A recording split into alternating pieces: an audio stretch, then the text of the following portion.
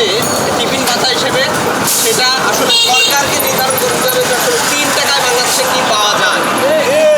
250টিরও বেশি design option নিয়ে Walton smart fridge, বোঝে আপনার প্রয়োজন।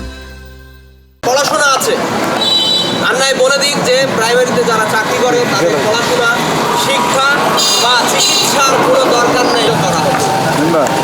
একটা কথা আছে যে আসলে পেটে খেলে পিঠে সয়, কিন্তু আমাদের আসলে পেট সংযোগ থেকে নিয়ে যাওয়া সম্ভব, এই প্রশ্ন আমার জাতির কাছে। তাই আমরা আমাদের গাইবান্ধা পিটিএর পক্ষ থেকে, গাইবান্ধা সকল শিক্ষকের পক্ষ থেকে আমাদের একটাই দাবির মধ্যে একটাই, এক দফা এক দাবি, 10ম গ্রেড চাই। আমরা শিক্ষকরা অন্যান্য ডিপার্টমেন্টের তুলনায় আসলেই বৈষম্যের শিকার।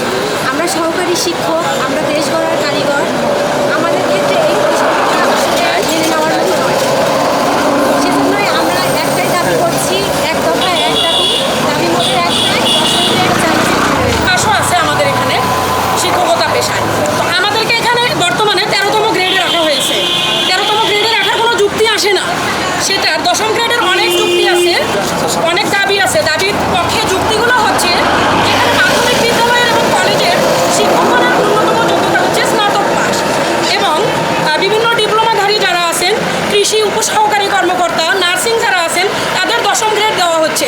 এবং সবচেয়ে বড় কথা হচ্ছে পরীক্ষণ বিদ্যালয়ে যে আছেন পিটিআইয়ের আওতাধীন পরীক্ষণ বিদ্যালয়ের শিক্ষকগণেরও একই যোগ্যতায়, একই কারিকুলামে এবং একই সিলেবাস নিয়ে, একই শিক্ষার্থী নিয়ে যারা কাজ করছে, ওনাদের একই কাজ এবং আমাদের সেম কাজ, তাহলে সেম কাজ সেম কোয়ালিটি, তাহলে কেন এখানে বৈষম্য আসবে? ক্রেডিটের হিসাব জিরো। একজন শিক্ষকের নাই কোনো আর্থিক সচ্ছলতা, নাই কোনো আর্থিক নিশ্চয়তা। বাংলাদেশের পরিপ্রেক্ষিতে অবশ্যই একজন শিক্ষার মানুষ হিসাবে, প্রাইমারি এডুকেশনের একজন মানুষ হিসাবে আমি চাই